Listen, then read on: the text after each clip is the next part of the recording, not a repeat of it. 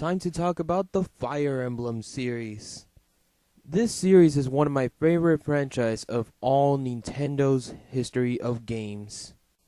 So for today, there's no gameplay footages that I recorded. I don't own any of the retro Fire Emblem games, but I did actually found photos, and I will be talking about the Fire Emblem. So many of you are all questioning this one simple question. How did I learn about Fire Emblem? Well, originally I wanted to play Final Fantasy, but because I have a friend who kept on spoiling everything, I lost a lot of interest in Final Fantasy and chose the path of Fire Emblem. Nintendo's first console, the family computer or the Famicom, one of the games for the Famicom was actually Fire Emblem Shadow Dragon and the Blade of Light. But a very interesting story about it is that the game came out in 1990. By the way, it's a strategy game, so it's really fun to play the game. Along continuing with the games is that in the Fire Emblem they released its sequel, Fire Emblem Gaiden. Fire Emblem Gaiden also introduces the triangle weapon. Sword beats axe, axe beats lance, and lance beats swords. Later on, we received the Super Famicom, or the Super Nintendo.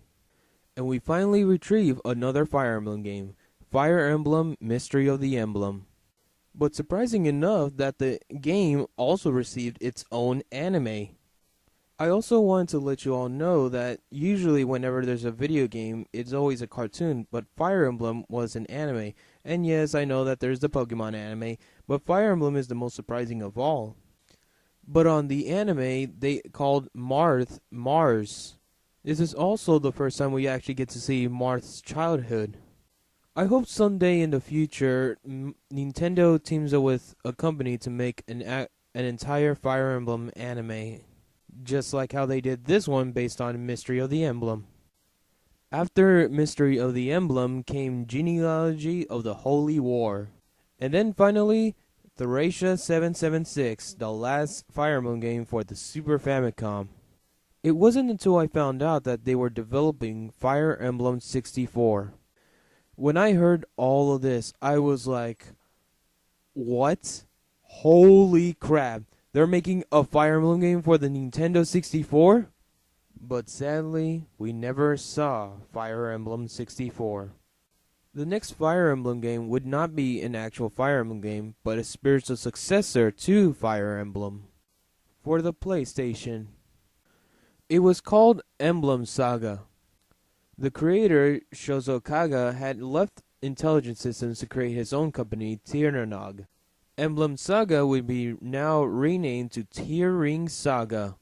Although Shozo Kaga had actually tried to avoid a lawsuit from Nintendo, the lawsuit came in anyways.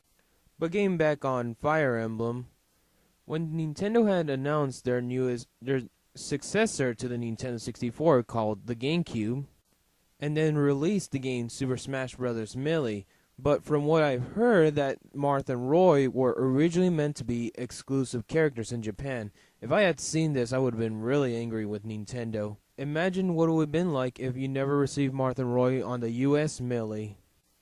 However, many people have told me that from the game Fire Emblem Path of Radiance used the same elements that was originally used for the Fire Emblem 64. The GameCube also made its first time that Fire Emblem would be a 3D game.